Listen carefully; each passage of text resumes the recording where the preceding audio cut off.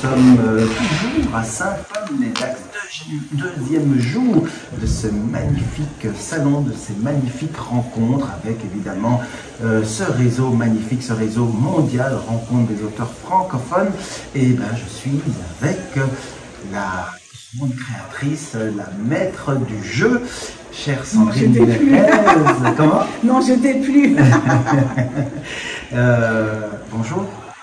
Comment vous sentez-vous? Toujours un plaisir d'être avec toi, hein, puisque on a le bonheur que tu nous accompagnes sur pas mal de nos festivités et nos festivals. Donc toujours un plaisir d'être ton invité à suivre. Ah, c'est gentil. Et puis nous avons Madame Mona, Mona Azam. Bonjour Mona. Bonjour. Alors c'est une édition qui va être marquée dans les mémoires pour tout le monde, en tout cas pour toute l'association, pour tout le réseau et surtout pour vous également. Oui, en effet. Oui. Que s'est-il passé à l'inauguration vendredi dernier? Mais c'est dans les journaux, je comprends Ah pas oui, que je pose la question. Mais pour ceux qui ne sont pas là, qui n'ont pas pu voir. Je préfère laisser la parole à Sandrine qui dira ce qui s'est passé. Pour moi, ça reste très émouvant d'avoir fait une entrée spectaculaire à la mairie de Saint-Paul-les-Dax, pratiquement au bras de M. Hollande. Oui, Alors c'est émouvant pour toi, il faut que tu dises pourquoi, parce que cette date symbolique aussi du 10 mai, c'est ça aussi qui était marquant et que tu as rappelé au festival. Tout à fait, et M. Hollande était très ému de savoir qu'il avait à ses côtés une jeune femme auteure et impliquée dans le réseau Rencontre des auteurs francophones, qui plus est, était née un 10 mai. Voilà. Et le 10 mai, date symbolique. Voilà. Alors, beaucoup d'émotions, un invité de prestige, ça démarrait bien. Ah oui, ça démarre très bien et ça continue très bien. Alors, moi, j'ai envie de dire que ce qui m'importe avant tout, même si on est ravis d'avoir Alexia Strizzi en marraine, François Hollande qui a un peu ouvert les festivités, mais ce qui m'importe, c'est avant tout, c'est ces 50 auteurs venus de 3 continents. Et moi, je veux qu'ils soient heureux. Et on est heureux depuis 2 jours. On est vraiment comme dans cette grande famille avec cet ADN qui est la nôtre et qu'on porte. Donc le plaisir est là parce que le plaisir est diffus un peu partout sur ce festival. Alors réseau mondial, mais c'est pas seulement parce que les auteurs viennent un petit peu de tous les continents, mais c'est parce qu'ils participent aussi à tous vos événements que vous organisez sur chaque continent. J'ai eu des des résumés, des souvenirs de New York, de Malaisie, et donc ça n'arrête pas. De Belgique aussi, de Belgique aussi, en Belgique oui. aussi avec une très jolie petite manifestation au Salon du Livre de Wallonie. Et puis aussi en décembre à la Maison de la Francité à Bruxelles. Et on va s'étendre parce que ce sont grâce aussi à chaque auteur qui est un ambassadeur en lui-même qu'il y a des choses qui se passent. Et là, on va certainement être sur la côte ouest des États-Unis en septembre 2025.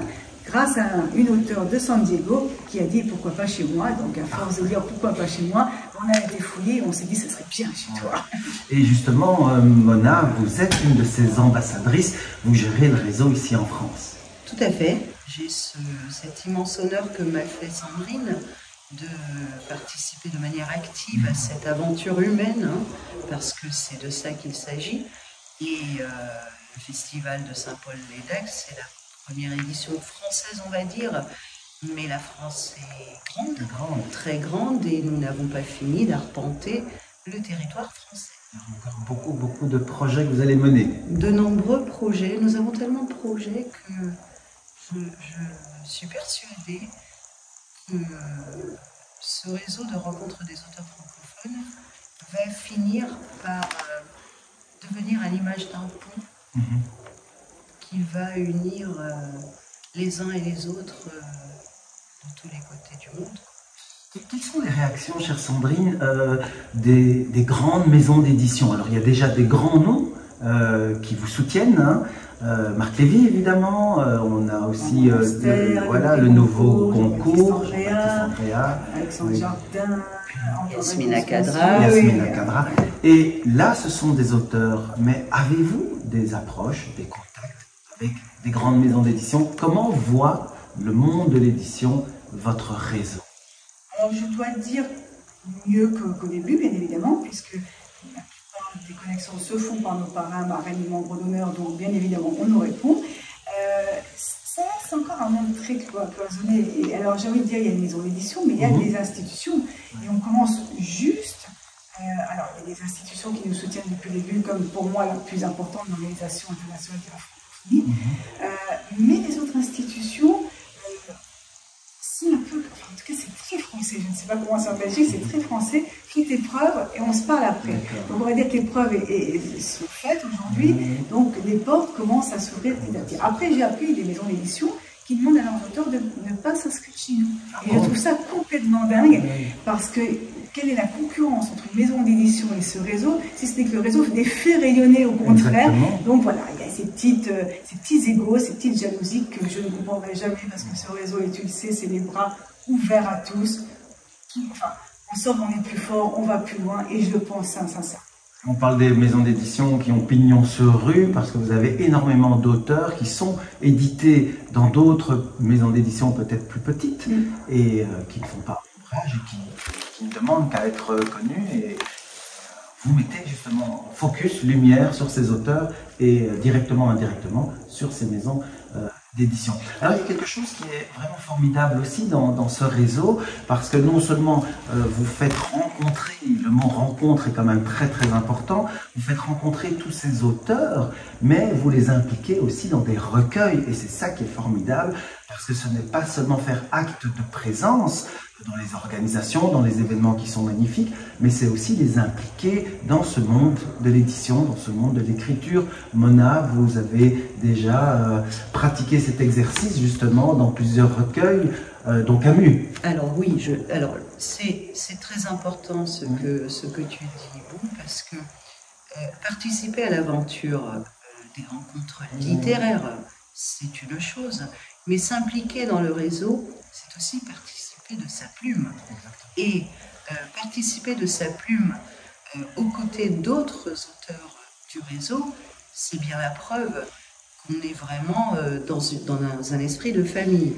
Alors, personnellement, je fais en sorte d'honorer à chaque fois les appels à contribution, parce que pour moi, c'est essentiel de montrer que je fais partie de ce réseau. Certains thèmes m'interpellent beaucoup plus que d'autres. Camus, c'était un bonheur. Oui, vous en avez aussi écrit de votre côté. Voilà, et c'était tout à fait un bonheur de voir les auteurs écrire autour d'Albert Camus. Gary aussi, ça fait partie de mes auteurs phares. Mais j'ai envie de dire que ces collectifs, ces recueils sont surtout notre passeport, notre image de marque aussi, puisqu'ils sont remis gracieusement à tous les institutionnels. C'est aussi notre carte d'identité. Notre carte de visite. Exactement, et Anna Alexis Michel réalise en tant qu'éditrice un travail fabuleux, parce que ce n'est pas facile de collecter, de faire l'appel à texte, de contrôler, de faire le tri. On essaye d'avoir quand même des textes de qualité dans tous ces travaux, et en même temps, elle donne de son temps. C'est prenant, donc je tiens à la saluer. Et juste par rapport justement à la bienveillance du réseau, il y a des textes qui arrivent qui sont pas bâclés, mais pas complètement finalisés, parce que les auteurs ont eu un G comme ça. Et Anna retravaille le texte avec une bienveillance, elle envoie des corrections, elle aide à pousser, elle aide à... Donc ça, c'est aussi le réseau. Même dans ce travail de l'édition, qui est un travail difficile, il y a cette bienveillance d'Anna. Et comme le disait Mona, oui, la participation est importante pour faire partie du réseau, mais c'est surtout qu'on leur rend quelque chose d'important, qui est cette visibilité. Je veux dire, quand à New York, j'offre à l'ambassadrice des Nations Unies, en Malaisie, on a offert à l'ambassadeur de France, je veux dire, ça part dans des mains où les auteurs ne seraient jamais arrivés finalement. Donc participer, c'est aussi utiliser un outil de visibilité extrêmement important.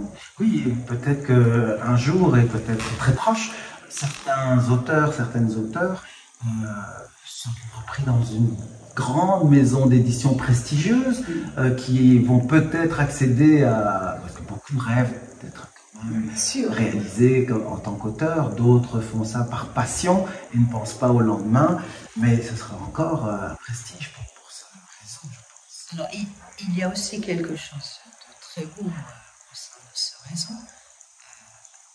On est dans le monde de la littérature, de la francophonie.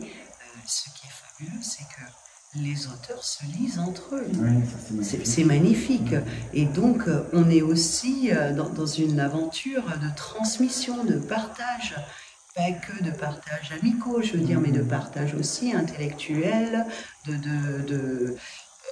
d'émulation quelque part, parce que une auteure qui doute sur un de ses textes demandera conseil en privé à une autre auteure avec qui elle a des affinités, et ça permet aux uns et aux autres de vraiment de tirer profit, je dirais, de cette aide gratuite finalement, et faite avec générosité, et ça, c'est rare. Mais c'est important ce que tu dis, Mona. C'est rare.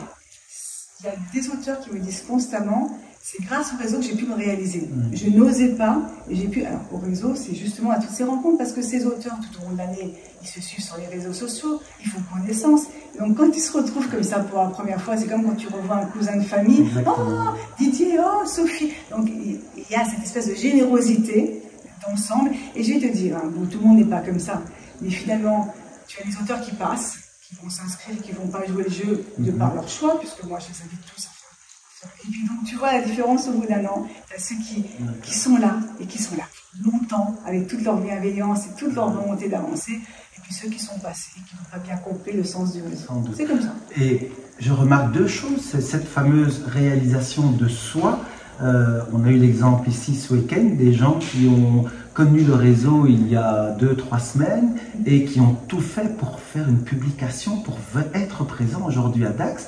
Et deuxième chose que j'ai remarqué depuis longtemps, Sandrine, vous êtes avec votre famille à travailler, à organiser, mais seulement cela, c'est que vous créez une autre famille. Et je pense que je suis certain que ce réseau est une famille, puisqu'on a l'impression qu'on s'est quitté hier et on se retrouve, et c'est comme on s'assied l'un à côté de l'autre, on mange ensemble et on papote et on se raconte ce qui s'est passé les jours d'absence, comme si c'était hier. Exactement. Et on sera à Mons, hein, c'est nouveau, en Belgique, on est ravis de revenir à Mons en novembre.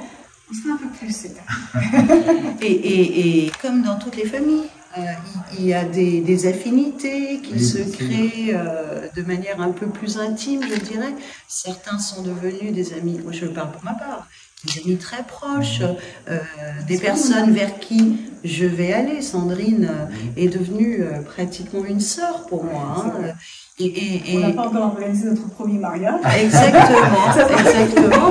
Mais ce que je veux dire, c'est qu'au-delà du réseau, mais même pour un problème personnel, on va automatiquement l'une vers l'autre avec d'autres auteurs du réseau aussi. Il y a une synergie qui est exceptionnelle. Le problème, c'est qu'on ne dort plus. Voilà. C'est vrai que, étant entre New York et ici, je continue à avoir les mêmes horaires. Donc, des fois, on me dit, mais tu m'as répondu, c'était la nuit pour toi. Mais c'est vrai que j'ai accompagné plusieurs auteurs cette année dans des problèmes personnels où ils avaient besoin d'être coachés. Et ben, je l'ai fait parce que c'est la famille. Et ça me paraissait naturel de les encourager, de ne pas se laisser déborder par des problèmes personnels. C'est vrai que cet horaire est compliqué puisque nous-mêmes on s'appelle. Je vous appelle pendant votre nuit et ne sachant pas où vous trouver. Alors, pour en tout cas suivre toute l'actualité, pour acheter des livres, puisque ça c'est important aussi, vous avez une plateforme où tous les livres de tous les auteurs sont réunis, facile quand même. Facile parce qu'il y a des auteurs qui ne sont pas du tout diffusés en France, il y a un problème de diffusion, on le sait, même avec des auteurs comme les auteurs québécois, souvent il y a la librairie québécoise de Paris pour avoir les titres, donc nous on fait venir tous ces livres dans un point de vente qui se trouve en France parce que la France a une politique de livraison sur l'étranger qui est extraordinaire. Et donc, je diffuse effectivement les auteurs de ces 52 pays. Mais ils sont pas, s'il n'y a pas rencontre des auteurs francophones, certains livres ne sont pas diffusables. En ligne aussi, il y a des rendez-vous, il y a des forums, il y a les interviews, vidéos, donc il y a énormément de choses, ça bouge tout le temps. Le blog, les émissions et alors la chaîne YouTube. Le café littéraire. Donc c'est très très vivant et de plus en plus sur beaucoup de territoires. On a rajouté la Malaisie il n'y a pas longtemps. On a rajouté alors Tahiti avant-hier, imagine-toi. Tahiti, et les Comores, la semaine dernière. Oui, des territoires comme ça qui sont... je trouve ça extraordinaire quand je rajoute un territoire qui n'est pas francophone ou qui s'appelle de placer sur la carte, j'ai envie de te dire, c'est magnifique. Donc la feuille de route est encore longue pour préparer beaucoup d'événements. Ce n'est que le début. Un grand merci pour ces explications qui sont importantes et qui vont être partagées avec un plus grand nombre de futurs auteurs. À bientôt. À bientôt, merci beaucoup. Merci.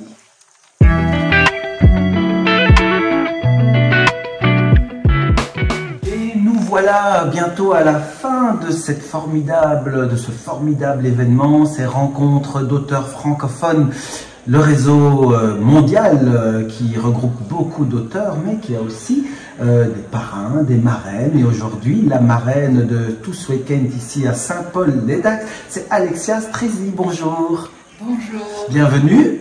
Au micro déjà, et puis là vous terminez tout doucettement votre contribution de marraine, et être marraine d'un tel festival, il y a plein de questions, hein, mais déjà ça, le rôle de marraine, ça fait plaisir. Ah oui, ça a été une surprise, une grande émotion, une petite fierté aussi, mais en fait, dès que je suis arrivée, ça s'est immédiatement transformé en désir de rencontrer les auteurs. Et donc le rôle de marraine, c'est évidemment a disparu dans le plaisir de la discussion.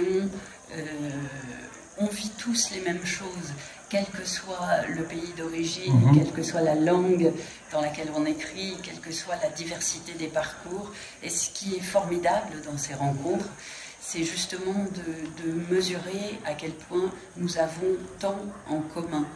Et donc, ces moments qui nous permettent de nous retrouver, de nous découvrir, de nous rencontrer, sont incroyablement précieux, parce que ça crée de la solidarité, de la cohésion, et on repart de là un peu plus fort. Ah oui, ça c'est sûrement une grande force que l'on retire de toutes ces rencontres. Et justement, ce réseau, vous l'avez rencontré comment ? Alors, c'est par l'intermédiaire de Mona Azam et de Benoît Lacoste qui m'ont parlé donc, de ce formidable réseau, du rôle éminent qu'il y avait Sandrine, que j'ai rencontrée pour la première fois ici, et dont l'énergie vraiment soulève des montagnes. Et c'est vrai que voir des gens comme ça, c'est absolument merveilleux. C'est incroyablement précieux que des gens si courageux, si entreprenants existent, défendent les auteurs et les livres et fassent en sorte effectivement qu'ils voyagent et qu'on se retrouve aux quatre coins du monde pour faire vivre la francophonie. Et les quatre coins du monde viennent ici, c'est ça qui est incroyable aussi. Alors ça, c'était effectivement tout à fait étonnant quand on voit que voilà, il y a New York, Kuala Lumpur, des destinations qui font tellement rêver, qui appellent tellement à l'imaginaire, et tout à coup une petite encoche, Saint-Paul-les-Dax. Alors il y a une question d'échelle qui se pose, c'est une sorte d'exotisme à l'envers, et pourtant c'est là aussi que c'est merveilleux.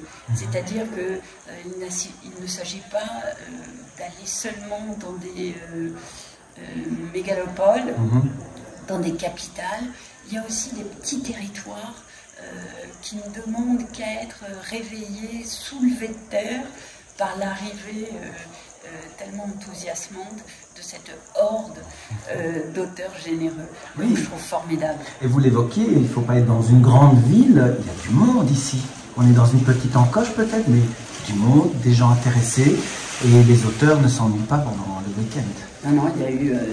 Le public a absolument répondu présent, des gens souriants, très très reconnaissants que les auteurs et les livres viennent jusqu'à eux, un peu surpris par la taille de la manifestation et et la diversité des auteurs. Et vraiment, on voit que les gens repartent de ce week-end. Certains sont venus hier, sont revenus aujourd'hui, sont très très heureux et fiers même que cette manifestation se soit arrêtée à Saint-Paul-les-Dax. Et tous me disaient qu'ils en garderont un beau souvenir. Alors ça, c'est une magnifique réponse. Votre regard et votre avis sur un tel réseau pour une auteure qu'on peut dire installée, qui peut maintenant suivre le courant, suivre les événements organisés par sa maison d'édition, un réseau ici qui promeut la langue française, les auteurs qui viennent aujourd'hui ce week-end de Tunisie, d'Algérie, du Québec, des États-Unis, d'un petit peu partout, qui encourage aussi via les recueils de nouvelles en fonction des thèmes, donc qui édite donc et qui vend les livres sur une plateforme qui est ouverte à l'international. Quel est votre sentiment, quel est votre regard par rapport à une telle initiative? Je trouve ça absolument formidable. Je pense qu'il faut encourager tous les passages à l'écriture de tout le monde. Certains ont la chance, comme moi, d'être édités effectivement par de grosses maisons d'édition, mais pas tous. Ce n'est pas forcément le talent qui fait la différence entre ceux qui ont accès à un réseau très professionnel et ceux qui effectivement écrivent et sont édités de façon un peu plus libre ou en dehors des grands courants. Et je pense que nous sommes à la fois complémentaires, nous avons des expériences différentes qu'il est important que nous partagions. On se donne des conseils, on a des expériences et des vécus différents, mais on puise à la même authenticité. Et par ailleurs, il y a évidemment des points de jonction et des croisements qui peuvent s'opérer, c'est-à-dire qu'on peut être édité dans une grande maison d'édition et puis avoir envie de participer à un livre collaboratif parce qu'on y trouvera une plus grande liberté d'expression éditoriale, parce que l'énergie souterraine qui circule n'est pas la même, les contraintes, les enjeux ne sont pas les mêmes. Et effectivement, je pense que c'est extrêmement important. Il n'y a pas une histoire de hiérarchie, de talent ou de qualité. C'est pas ça.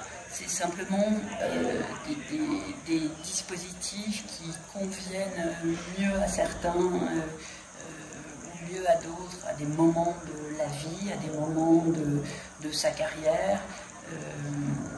Et ce qui est formidable dans l'initiative de Sandrine, c'est de créer de la cohésion et un groupe autour d'expériences qui sont tellement différentes.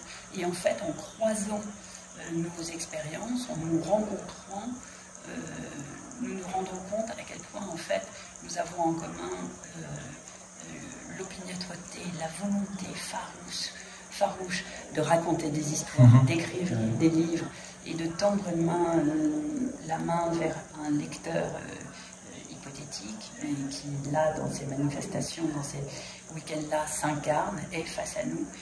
Et puis des moments de fragilité, des moments de solitude, et c'est aussi ce contre quoi effectivement Sandrine lutte en nous permettant de nous rencontrer, en nous mettant ensemble.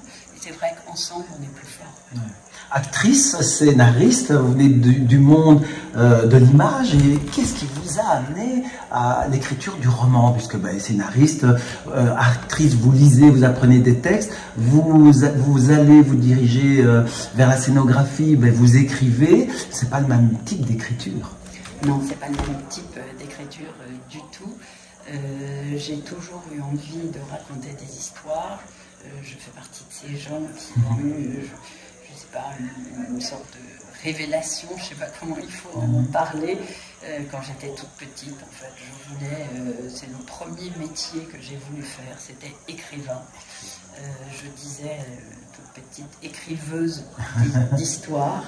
Je ne connaissais même pas les bons mots, mais j'avais déjà envie de ça. Simplement, j'ai eu besoin, moi, de faire des détours avant de trouver le courage, la confiance nécessaire pour écrire des romans.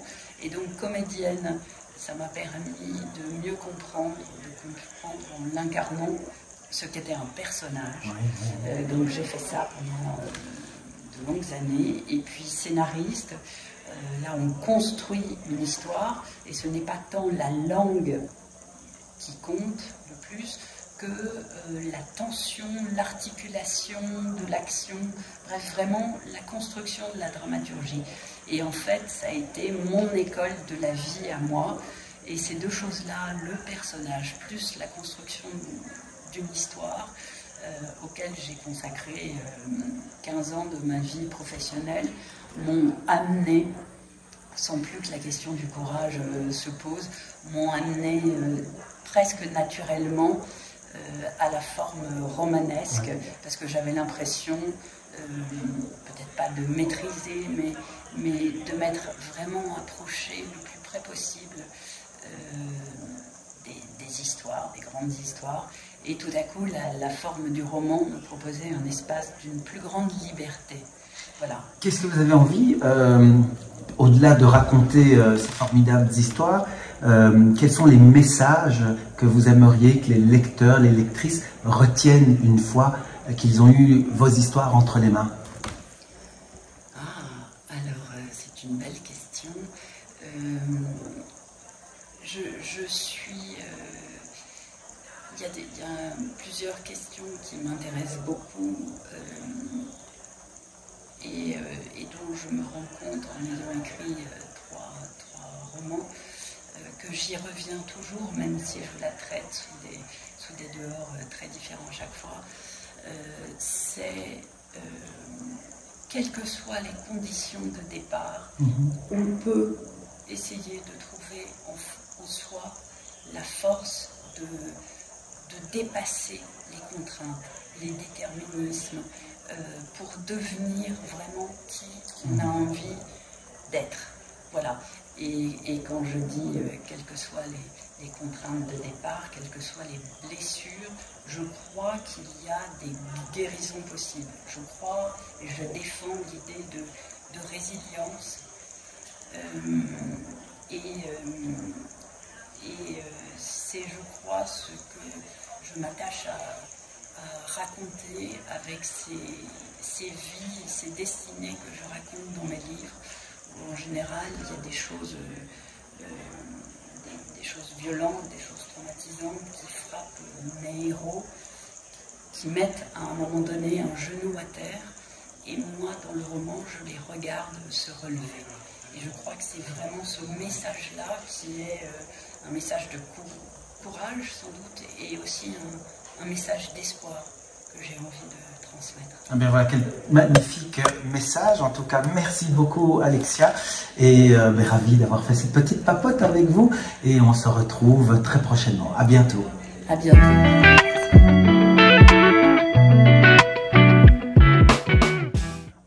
De Saint-Paul-les-Dax, avec l'organisation de rencontres des auteurs francophones pour leur rencontre justement ici avec beaucoup d'auteurs, 50 auteurs présents, et j'ai le plaisir d'accueillir Valérie Vanos. Bonjour Valérie. Bonjour. Bienvenue. Nathalie Longévial. Bonjour. Bonjour. Et Philippe Kehn. Bonjour. 3 auteurs, 3 univers différents.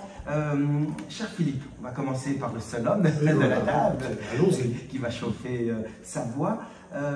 Qu'est-ce qui est de commun dans votre écriture et qui peut attirer justement les lecteurs? Je vois une couverture qui fait penser à l'Égypte ancienne, les pyramides, les pharaons, et ça s'appelle Horemheb. Eh bien écoutez, pour tout vous dire, en fait je suis historien de formation, historien des civilisations anciennes, moyen-orientales et plus spécialement l'Égypte bien sûr.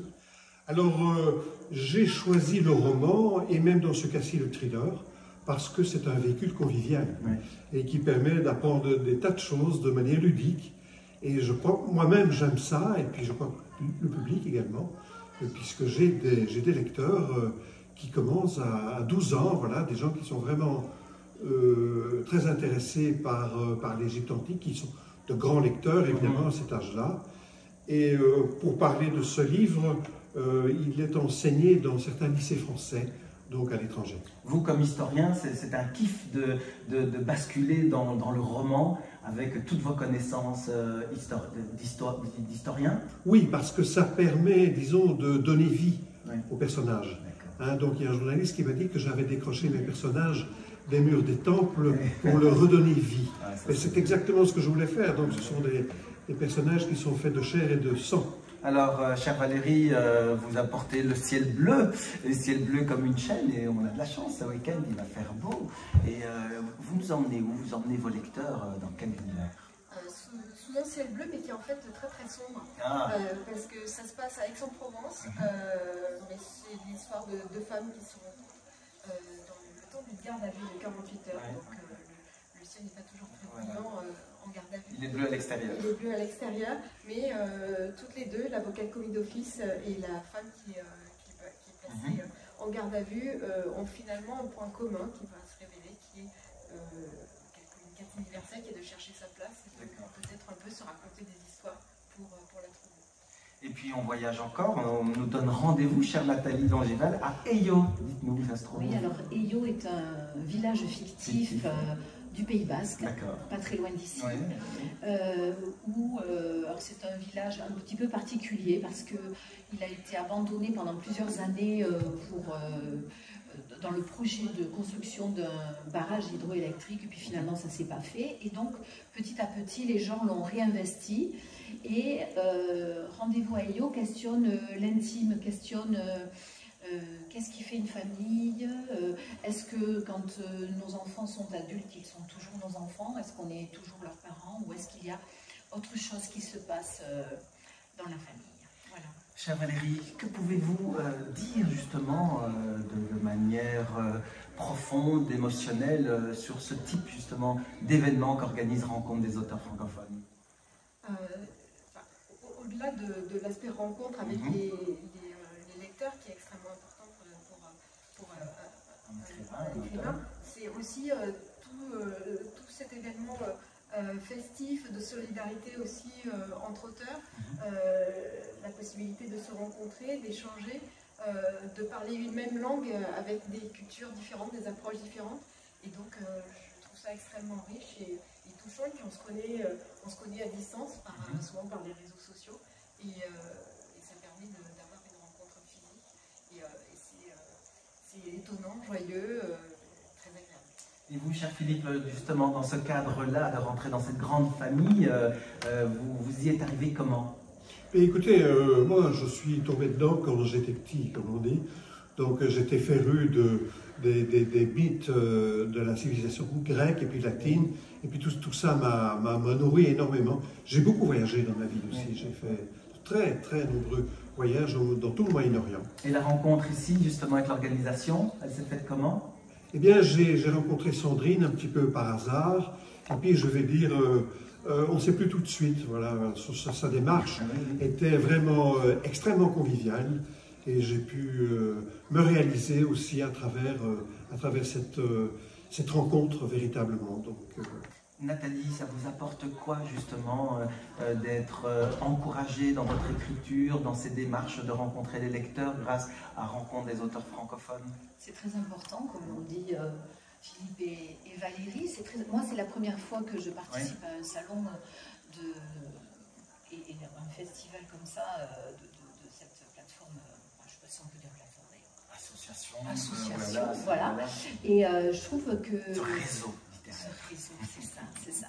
Je trouve que c'est très agréable parce qu'effectivement, il y a plusieurs styles, il y a tous les styles qui se côtoient, il y en a pour tous les goûts, des plus grands aux plus petits, et c'est très enrichissant, je trouve, de pouvoir partager avec les autres écrivains sur leur façon de procéder aussi.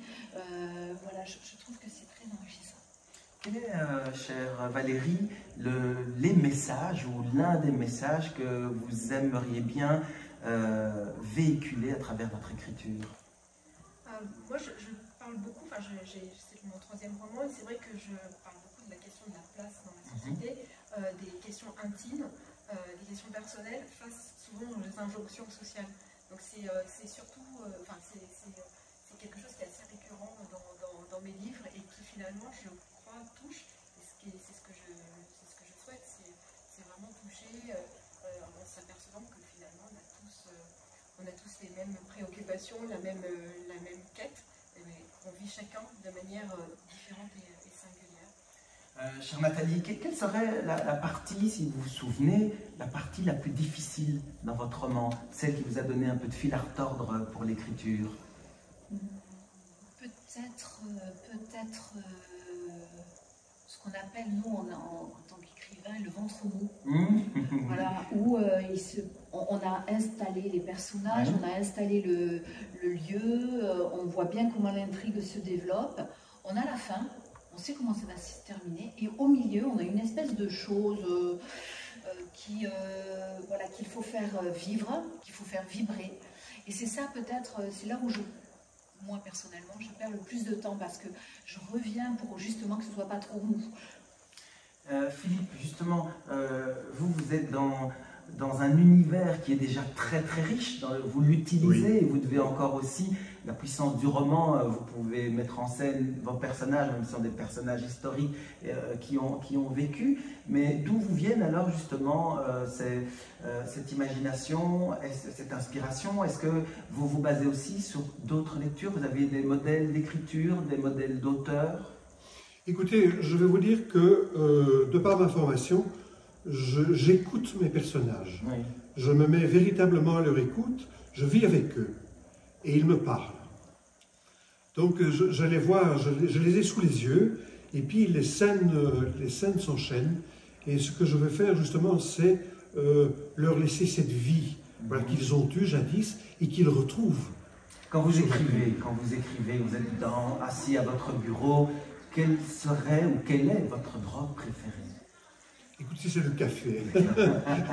Voilà, pour être... Et chère Nathalie, vous, quand vous écrivez, quel est votre juron préféré? Et merde. C'est un classique. Valérie, justement, quand vous écrivez, est-ce que vous vous dites, je suis vraiment bien dans cette peau d'auteur, et quel est le métier que j'aimerais vraiment pas faire? Parfois je me sens bien, évidemment. Parfois je me sens bien dans mon métier d'auteur, parfois un peu moins bien, parce que c'est quand même, effectivement, il y a la question du ventre mou, des difficultés d'écriture. J'aimerais pas être attachée de presse de mon livre. C'est vrai que c'est un travail hautement important, mais très difficile. Exactement. Alors, on connaît tous Saint-Exupéry, et Le Petit Prince. Et Le Petit Prince, pour communiquer à un moment donné, il fait des dessins.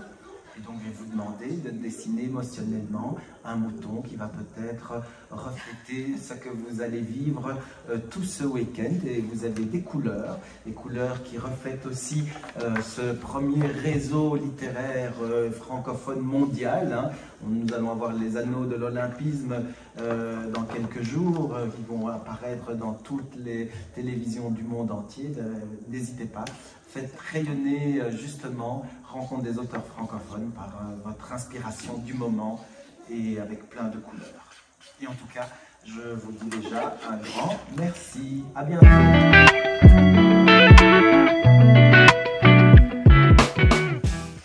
Bon, on est un petit peu dissipé sur cette table, c'est ça qui est bien. Ça annonce un petit peu la belle ambiance, et l'ambiance qui est dure déjà depuis ce matin, depuis même hier soir, de ce nouvel épisode de rencontre des auteurs francophones, de ce magnifique réseau littéraire francophone mondial dans lequel vous êtes et vous participez. Vous appartenez à ce magnifique réseau. Nous avons Pierre Berville. Bonjour Pierre. Oui, Pierre Berville vous dit bonjour à tous. Spécialiste du noir, du polar, de thriller. Nous avons Christine Hainaut. Bonjour Christine. Bonjour. Déjà, ce sont des livres sur la vie, sur les gens. Oui. Voilà, donc c'est vraiment, on peut dire ça, du roman social, du roman... Comment vous définirez? Oui, des livres romancés, voilà. Des histoires vraies romancées, Voilà. et ces deux qui sont là, plus l'histoire Montasief aussi. Super. Et Max Wenger. Bonjour Max. Bonjour à tous. Toujours en forme? Absolument. Toujours en train de suivre les différentes organisations? Ô combien, au mieux, autant que je peux, vraiment. Ça, c'est tellement un plaisir de faire partie du réseau. Je suis présent. Il y avait New York, vous y étiez? Malheureusement. Qui était à New York? Personne? Pas cette année-là. Voilà, pas cette année. Mettez bien les micros devant vous pour que vous entendent. Alors, Christine, racontez-nous cette aventure avec le réseau d'art francophone. Alors moi j'ai découvert le réseau sur les réseaux sociaux. Oui. Je me suis dit tiens, qu'est-ce que c'est que ça? Je me suis renseignée, j'ai contacté Sandrine qui a lu mon roman Moi j'ai pas le cancer, qui l'a conquis. Et donc voilà comment je suis rentrée dans le réseau il y a maintenant 3 bonnes années je pense. Déjà 3 ans. Ouais, tout du début, et puis de fil en aiguille, il y a eu les émissions littéraires. Il y a eu là dernièrement ma réédition de Si Haroun Tazieff m'était compté. Je travaille avec le fils d'Haroun Tazieff depuis 2011. Et un livre qui n'est pas encore dans le réseau, Une nana rêve un vélo. D'accord. Le cancer, c'est quand même un mot, ça fait peur. C'est difficile. C'est difficile. Et vous avez décrit la maladie, votre maladie ou dans votre entourage? En fait, le cancer, comme tu disais, des fois j'ai un grand roll-up quand je vais dans d'autres salons. Les gens, même quand ils passent sur le roll-up, ils tournent la tête au cas où on pourrait l'attraper en regardant le panneau. Moi, j'ai pas le cancer parce que ma fille a eu un cancer à l'âge de 14 ans. Et mes followers m'ont vraiment sollicité pour que j'écrive un livre là-dessus. Mais alors, écrire un livre sur le cancer pédiatrique, les gars, fou. Et quand on vit cette aventure de vie, il se passe des choses pas toujours drôles. Moi, par exemple, j'ai pas pu travailler pendant plusieurs mois. Et toujours on me disait, ouais, c'est bon, toi t'as pas le cancer, ouais, c'est ta fille qui est malade, hein, ça suffit, tu pourrais bien te tenir, je vois pas pourquoi t'es comme ça. J'en ai pris plein la gueule. Et un jour, j'en ai eu marre. J'ai fait un post sur les réseaux sociaux. Je dis, moi j'ai pas le cancer, avec une photo de Charlie Chaplin qui avait la tête un peu triste comme ça sur sa canne. Mais, et j'ai lâché, alors, c'est le moment où on n'a plus rien à faire. J'ai tout lâché. Et stop, je fais ça, je fais ça, je fais ça. Il est dans le livre, hein, le post. Et là, je pose mon téléphone et je vaque à mes occupations. Et j'entends mon téléphone qui fait bip, bip, bip, bip, bip, bip, bip. Et je dis, qu'est-ce qui se passe? En fait, le post avait été partagé et liké et commenté des milliers et des milliers de fois. C'était incroyable. Et tout le monde me disait, il faut que tu écrives, il faut que tu écrives. Donc, décrire la maladie, non, parce que c'est chiant. Raconter mon histoire, non plus, parce que ça aurait été aussi très chiant. Et moi, j'ai préféré en faire un roman de développement personnel qui puisse aider chacun, quel que soit ce qu'il vit, à aller vers son mieux-être. Et donc, c'est pour ça que chaque chapitre se termine avec les notes à moi-même de Léa, qui sont travaillées à partir des recherches en neurosciences.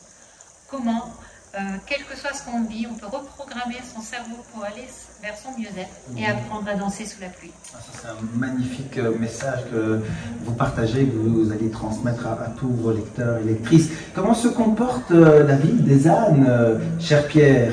Écoutez, la ville des ânes va bien, parce que vous savez que c'est une périphrase d'Asnières, puisque c'est l'origine étymologique de cette charmante ville de l'ouest parisien. Et j'étais samedi dernier sur le parvis de la mairie d'Asnières, donc j'allais à la rencontre des habitants là-bas, avant d'avoir le grand plaisir d'être ici à Saint-Paul. Et ça m'a fait plaisir parce que comme le livre est sorti maintenant il y a un peu plus d'1 an, il y avait des gens qui l'avaient lu, et donc c'est toujours un immense plaisir de discuter. Enfin, je pense que Christine et Max ne me démentiront pas, qui ont aussi une bonne clientèle, un bon lectorat. Absolument. Et c'est toujours un immense plaisir d'aller à la rencontre des gens qui vous lisent, et aussi quand même à la rencontre de ceux qui vont vous lire. Qui vont vous lire, ça c'est important. Un projet en cours? Oui, alors j'ai 2 projets. Il y a un premier roman noir qui est donc dans la continuité de la ville des ânes. C'est un peu tôt pour en parler. Puis il y en a un autre qui va sortir. Alors c'est un beau livre. C'est une catégorie que je ne connaissais pas. Apparemment c'est une catégorie déposé en tant que tel, avec un tiret entre beau et livre, d'un grand éditeur qui m'a passé une commande sur un beau livre, qui va sortir en janvier prochain, donc relativement vite, puisque les délais de l'édition prennent leur temps. Donc voilà, j'ai du pain sur la planche et je suis très heureux. Cher Max. Continue. Juste un tout petit mot. Je n'écris pas de thriller, c'est-à-dire que le thriller, c'est un genre qui est différent de celui du roman noir ou même du polar tout court, où il y a quelque chose de l'ordre un petit peu ce qu'on appelait autrefois l'épouvante. Ça fait appel à d'autres ressorts. Moi, j'aime bien la proximité. Et puis surtout, il y a des très grands auteurs, beaucoup plus doués que moi dans le style, dont Max, qui est l'inventeur en plus d'un type de thriller extrêmement particulier et très réussi. Donc, vous avez bien fait de... Il vous tend la perche, hein, cher Max. Hein. Alors, comment se comporte justement votre univers? Oui, le papillon de cendre, le titre de mon thriller surnaturel, papillonne plutôt bien. Quelle est l'originalité justement, puisqu'on est dans le thriller, et alors vous y avez rajouté du surnaturel. Voilà, c'est cette recette magique. C'est parti d'une ville que j'aime beaucoup, la ville de Prague, qui est riche d'un passé de magie, d'alchimie, de sorcellerie, qui est aussi très romantique. Je vous dis ça, mais je ne travaille pas pour l'Office du tourisme. Prague, hein, c'est juste pour poser un petit peu l'ambiance. Moi, j'écris des reportages normalement, et là, j'avais envie d'un peu de liberté. Donc je suis parti sur cette enquête policière qui rejoint le pays Qatar, d'où je suis originaire, Carcassonne, etc., des châteaux, de la hauteur vertigineuse, et une histoire ancienne, encore très présente, l'histoire du Qatar, dont j'ai voulu un petit peu parler. Voilà, et donc l'histoire devient un petit peu surnaturelle au moment où elle rejoint l'Occitanie. Vous avez des projets en cours, une suite ou tout à fait autre chose? Alors, c'est vrai qu'on y prend goût quand on commence à écrire. Moi, c'est la première fois, c'est mon premier roman. J'écris des reportages normalement, et c'est vrai qu'on se retrouve dans un état un petit peu hypnotique quand on écrit. C'est assez étonnant. Je trouve que c'est vraiment plein de magie. Et donc, effectivement, on pense à une suite, pourquoi pas. Est-ce que vous avez des routines dans votre écriture? Vous devez vous installer dans un lieu propice à l'écriture ou votre bureau est au milieu de tout? Comment vous vous installez? Alors pour ma part, j'ai pas de routine. Par contre, à partir du moment où je suis dans l'écriture pure du roman, je n'existe plus pour personne. Donc, je suis quand même prof des écoles, je vais quand même en classe, mais en dehors de ça, je ne sors plus, je ne fais plus rien, je suis en tailleur dans mon canapé avec mon ordinateur, et c'est de 7h du matin jusqu'à 1h ou 2 du matin, jusqu'à ce qu'il soit terminé, parce que tant qu'il n'est pas terminé, moi j'ai beaucoup discuté avec Bernard Werber, qui lui tous les jours de 9h à midi va dans un bar, il écrit. Je suis incapable de faire ça. Moi, une fois que je suis dans l'écriture, je suis dedans, je suis happée, comme tu dis, c'est bien happée, hypnotisée, je ne fais que ça, je vais jusqu'au bout. Et là, quand le livre est terminé, après je pose et je partage avec les bêta-lecteurs que je cherche sur mes réseaux sociaux. Et après je rentre dans l'écriture, mais là on n'est plus dans l'écriture en soi et dans la création, on est dans la correction, on est dans l'architecture, on essaye d'améliorer la structure du livre, les phrases, l'orthographe, les verbes faibles, la dynamique, puisque moi j'aime que mes livres soient extrêmement dynamiques et très addictifs. Mais la période qui dure à peu près entre 3 et 4 mois d'écriture pure, elle ne pourrait pas durer plus longtemps pour ma part, parce que ça serait trop épuisant. Mais c'est vraiment que ça, que ça, que ça. Si vous deviez vous réincarner en un livre, lequel il serait? Une nana rêveuse. Et cher Max, quel serait le livre dans lequel on vous retrouverait? On aurait plaisir à tourner les pages en disant il y a du Max là-dedans. Écoute, moi, j'ai eu la chance de contribuer à un livre sur Romain Gary, qui fêtait l'anniversaire de 110 ans de sa naissance. Je veux dire que là, j'ai des promesses de l'œuvre qui me viennent à l'esprit. Je pouvais écrire quelque chose qui s'en approche un tout petit peu, je serais tellement heureux. Et Pierre? Moi, j'hésiterais probablement entre un grand roman noir et un grand roman du 19e siècle. Et c'est pour ça d'ailleurs que j'écris mes livres, j'essaye de faire cette fusion-là. On voit une carotte sur votre couverture de la ville des ânes, et bien ici on devait vous retrouver réincarné en une plante, en une plante, un animal. Une carotte en or, une carotte en or. C'est une fameuse carotte, hein, elle a son pesant d'or. Pour la ville des ânes, bah oui, là, ça vous me fait revenir au livre, mais c'est vrai que... On a les deux, hein, on a le végétal et on a l'animal dans le titre. Voilà, mais c'est un végétal en or, parce qu'effectivement c'est un peu, comme le dit un critique, un peu un roman de l'arrivisme dans les Hauts-de-Seine, et donc tout le monde court après, des ânes courent après sa carotte. Il n'y a pas qu'une seule ville des ânes, de toute façon, donc on peut reconnaître cette aventure un petit peu partout. Quel serait votre mot? Quel est votre mot préféré? Je dirais même plus dans ce livre.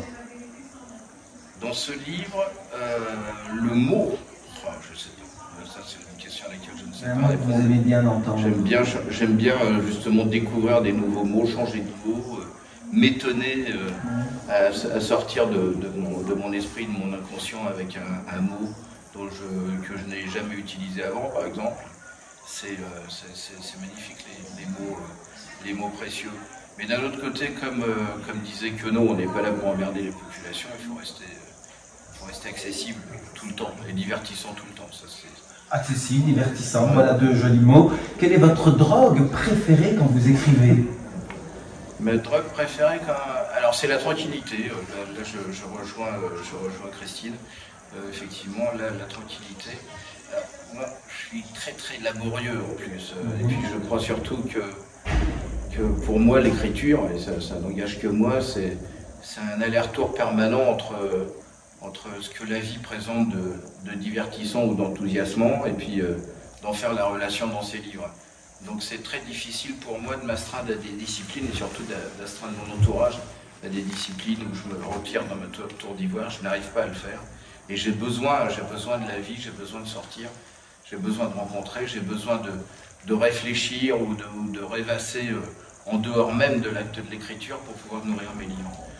Cher Max, quel est le souvenir qui vous vient à l'esprit, la plus belle anecdote depuis que vous écrivez, ou que ce soit dans l'écriture ou dans les différentes rencontres du réseau? Quel souvenir vous a marqué, vous a empli de joie?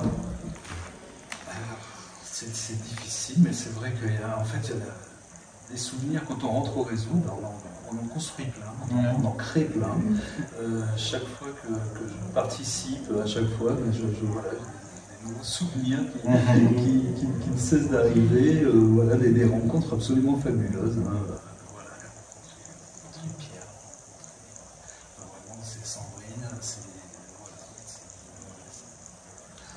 Christine, quelle est la partie la plus difficile dans votre dernier livre, par exemple? On a parlé du cancer, c'est absolument pas tabou, mais quelle a été la partie la plus difficile pour vous à écrire, à extraire de vous? Je pense que c'est la première version. La première version qui n'est absolument pas celle que vous voyez là sur la table. Parce que je pense que la première version était une version que j'ai écrite pour être lue pour les gens, pour les lecteurs et les lectrices. Mais en même temps, je pense que c'était aussi une version qui était d'abord pour moi, même si je ne le savais pas. Et d'où l'intérêt pour moi d'avoir mes bêta-lecteurs et mes bêta-lectrices qui ont pu donner leur regard. Et ensuite, j'ai pu avoir un autre regard détaché, le regard d'une écrivaine qui veut être lue et le regard d'une écrivaine qui veut partager et non plus le regard d'une maman qui a eu sa fille qui est tombée malade. Et c'est comme ça d'ailleurs que sont venues les notes à moi-même. Parce qu'une de mes bêta-lectrices me dit « mais ton livre il est génial, je n'ai pas réussi à le lâcher, je me couchais à 3 h du matin, je te maudissais tous les jours, parce que le lendemain je me levais à 6 h, j'ai adoré. » Et elle me dit, parce que moi je leur demande beaucoup de sincérité, elle me dit « mais ton livre il sert à rien. Ton histoire c'est une histoire parmi tant d'autres, il y en a plein qui l'ont vécu, il sert à rien. Qu'est-ce que tu as voulu faire ?» Je dis, bah, si, j'ai voulu partager, j'ai voulu aider chacun et tout ça. Elle dit, bah écoute, ça se voit pas. J'ai quand même, alors j'étais hyper contrariée, c'était au mois de juin, tout l'été s'est passé, et j'étais contrariée, j'arrivais plus à retourner dans mon livre, j'arrivais plus à le corriger, j'arrivais plus à le regarder. Et au bord d'une plage, je lis Virginie Grimaldi. Et je finis le bouquin, je suis bah, si on ne plus, ça ne sert à rien de bouquin. J'adore, hein, c'est pas une critique, parce qu'en fait, une fois qu'on l'a fermé, on ne se souvient plus. Et d'un seul coup, j'étais sur un transat au Maroc, je m'en souviens, et je dis, mais oui, mais voilà, c'est ça qui te manque, Christine, c'est les notes à moi-même. Et ça m'a pris sûrement 1 ou 2 journées maximum, où chaque chapitre, j'ai relu, j'ai remis de la dynamique, j'ai mis les notes à moi-même, et effectivement, dans le Nana, on a les notes du colibri, dans le roman, Moi j'ai pas le cancer, on a les notes à moi-même de Léa, et tout, enfin 90% des lectrices et des lecteurs qui me lisent, ils me disent, waouh, ces notes à moi-même, ça m'a vraiment boosté. Alors, des notes, vous communiquez, vous partagez par l'écriture. Maintenant, je vais vous demander, moi, de communiquer par un dessin, par des couleurs. Vous avez à votre disposition des couleurs et comme demande le Petit Prince, dessine-moi un mouton, eh bien, vous pouvez dessiner votre mouton émotionnel de votre écriture, de ces instants que vous partagez avec tous les autres auteurs. Laissez courir votre imagination. Et un grand merci à vous 3. Merci beaucoup.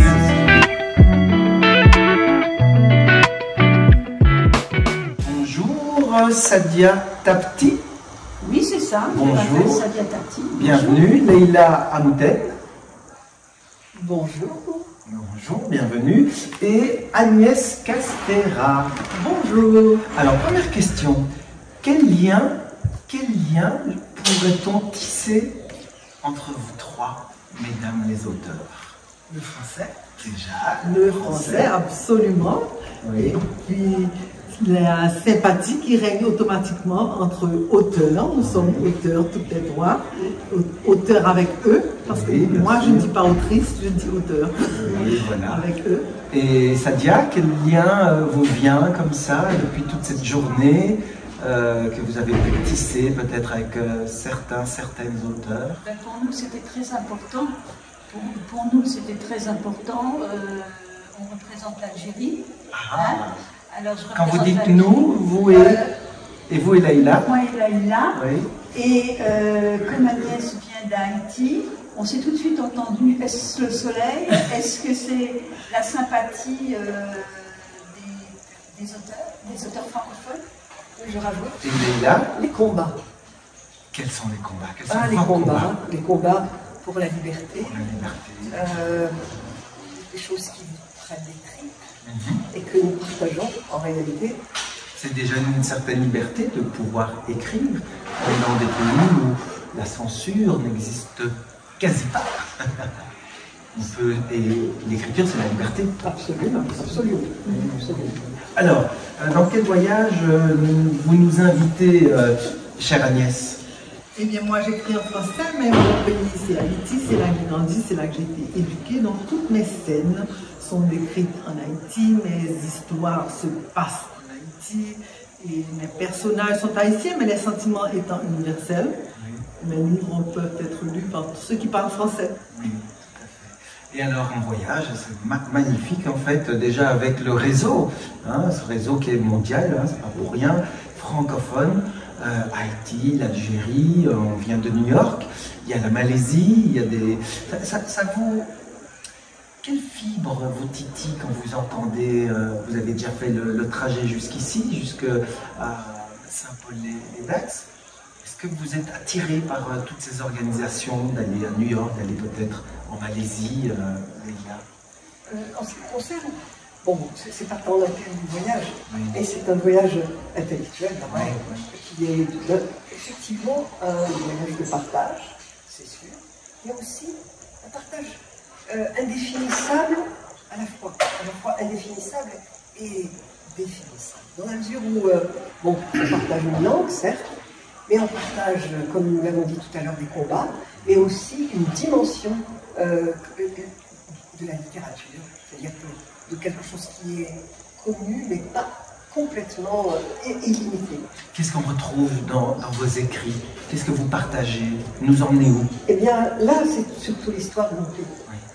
Traverser, donc les combats, tous les combats aussi bien contre l'occupant, mais aussi contre tout ce qui peut arrêter l'évolution d'un pays. par exemple, les problèmes de l'islamisme rigoureux. Voilà, ça, ce sont des combats que pour ma part, j'ai menés et que je transpire, qui circulent lorsque j'écris, dans la mesure où mes personnages sont issus à la fois de l'histoire, mais je leur donne une dimension humaine. Et l'Algérie, est-ce qu'elle arrive à se relever complètement, justement, de toute son histoire? Je pense qu'on se relève, dans la mesure où, dans l'inconscient collectif, circulent des choses que l'on ne peut pas explorer facilement. La violence, par exemple, c'est quelque chose qui est dans nos têtes, en fait. Et donc, dans notre société, il y a ce genre de choses qui transpirent, on sait d'où ça vient. On sait. Sadia, en tant que femme, justement, en tant que porte-drapeau de cette francophonie, de cette écriture, est-ce que c'est une place difficile à prendre? En tant que femme algérienne, oui, ou en tant que francophone? En tant que femme algérienne et francophone, bien sûr. Alors déjà, en tant que femme algérienne, la parole a été assez difficile, hein, en tant que femme en Algérie. Il faut dire les choses comme elles sont. Et puis en tant que francophonie, ben justement, c'est à travers notre écriture qu'on peut lancer des messages, qu'on peut être porteur de certaines choses, de notre culture, de nos différences. Alors moi, j'écris justement sur la transmission du savoir-faire de nos artisans. C'est pour la sauvegarde du patrimoine immatériel qui est très important et qui se perd malheureusement en Algérie. C'est pour ça que j'écris. Une couverture qui évoque la jeunesse. Vous avez un public plus jeunesse ou vous adressez plutôt... Alors ça dépend des ouvrages. Oui. J'ai commencé justement par vraiment la jeunesse et la petite jeunesse, disons les assez jeunes. Ensuite c'est plus les jeunes. Et maintenant, j'arrive à l'écriture, par exemple, ce conte-là, c'est pour les jeunes et les adultes aussi. Pourquoi? Parce que je parle de beaucoup de choses, de la mythologie, de l'histoire, des légendes, de notre culture, et tout se passe aussi en Algérie. Quel est le regard des hommes par rapport à votre travail, par rapport à votre courage de transmission, parce qu'il y a évidemment de la transmission, hein. Chère Agnès, vous évoquez votre île, vous évoquez la vie autour de vous, et que racontent les hommes, que racontent les autres? Et là, dans mes livres, je suis plutôt, il y a de l'humour, on peut sourire, on peut... mais la vie chez nous, pour le moment, est très dure. Et il a parlé de combat, nous avons des combats perpétuels aussi. Et je pense que moi, dans un sens, j'essaie de m'évader, si vous voulez, de ces combats et de ces péripéties difficiles que nous vivons. Et dans ce sens, mes livres ont été bien accueillis parce qu'ils font évader, ils évadent un peu de la dure réalité du combat. Tout à fait. Quel est le meilleur moment, une anecdote qui vous a marqué dans votre travail d'écriture, chère Leïla? Eh bien, en fait, je pense que pour un auteur, et quel qu'il soit, à mon sens, c'est d'être lu. Et quand quelqu'un vous interroge, quand il n'a pas compris quelque chose, ou bien qu'il veut en savoir plus long sur ce que vous êtes, ou plutôt ce que sont les personnages, parce que nous, on disparaît derrière, eh bien, c'est des moments fabuleux, fabuleux. Moi, je sais que il y a autre chose aussi que pour ma part j'adore, c'est transmettre, c'est-à-dire animer des ateliers d'écriture. Je le fais chez moi, et voir quelqu'un écrire, le voir se débloquer, c'est un pied. Sadia, est-ce qu'il y a une perte d'engouement à la lecture chez les gens, ou plutôt vous observez que de plus en plus de gens sont intéressés à découvrir de nouveaux auteurs, à découvrir les livres? Est-ce que vous sentez une certaine atmosphère où on se dit tiens, les gens ne s'intéressent pas beaucoup aux livres, ou s'intéressent de moins en moins? En Europe ou en Algérie? En Algérie par exemple, oui. Parce que, oui. Eh ben, la plupart des gens, comme vous dites, lecteurs, ils ont soif, justement. Ils ont soif de lecture, ils ont soif d'ouvrage. Et dernièrement aussi là, il y avait énormément de monde, beaucoup de lecteurs. Et nous étions tous étonnés. Et surtout après le Covid, tout le monde avait besoin... C'était un des premiers salons suite au Covid?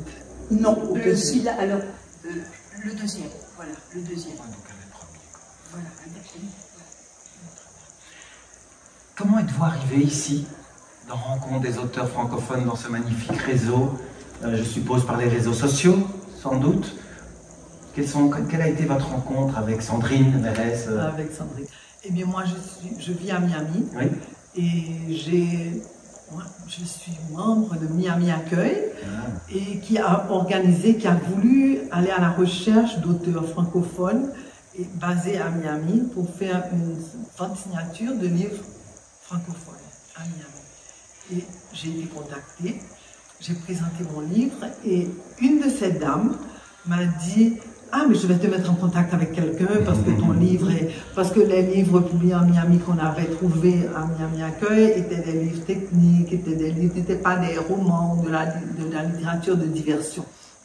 Elle m'a dit: je vais te mettre en contact avec Sandrine. Et c'était vraiment pour moi un moment fort de ma vie d'écrivain parce qu'elle m'a donné une exposition sur le monde et que je n'avais pas. Mes livres ont été publiés en Haïti. Et ça m'a vraiment ouvert les horizons et j'ai pu avoir beaucoup plus de contact avec mes lecteurs, évidemment, qui sont un peu de partout maintenant et ça me fait plaisir. Chère Leïla, quand vous vous mettez dans votre costume d'auteur, quelle serait votre routine? Est-ce que vous avez une petite routine? Est-ce que vous avez un moment privilégié pour écrire? Est-ce que vous vous entourez de silence ou de musique, au contraire? Donc moi, en ce qui me concerne, j'ai besoin de silence. Mais il y a des moments où je peux écrire au milieu de plein de monde. C'est-à-dire qu'en fait, je préfère le silence. Mais en réalité, quand j'ai une frénésie d'écrire, j'écrirai n'importe où. Maintenant, pour moi, l'acte lecture-écriture est très important.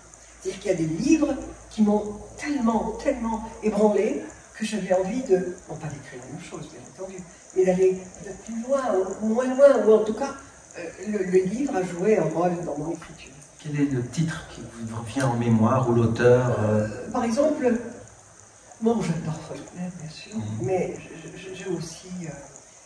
il y a un auteur qui m'a ébranlé pour l'écriture de qui raconte l'histoire d'une petite fille de 7 ans, en 1840, subissant l'occupation française. Mais il y a eu un livre qui s'appelle La route. C'est un auteur américain, dont je ne me souviens pas du nom, c'est bien dommage, et qui raconte justement, c'est la fin du monde, il est avec son fils, et il part, il court parce qu'il veut justement mettre de côté, enfin, sauver son fils. Chère Sadia, oui? Quel est le livre ou l'auteur qui vous donne cette motivation, qui vous a donné une certaine envie de combattre, ou vous dire oh, ce livre-là, jamais je ne l'oublierai? C'est-à-dire pour mon écriture? Pour vous, pour votre écriture. Alors, justement, en parlant de mon écriture, moi c'était dans une autre démarche. Mon écriture était dans une autre démarche. Comme j'avais fait 10 ans de céramique, j'avais amené des céramistes en Algérie. Et je me suis aperçue qu'il manquait beaucoup de choses pour la transmission des enfants. Et c'est ce qui m'intéressait, c'était surtout la transmission du savoir-faire. Et c'est comme ça que j'ai commencé à écrire. Voilà. Quel est votre mot préféré? Mon mot préféré? Amour.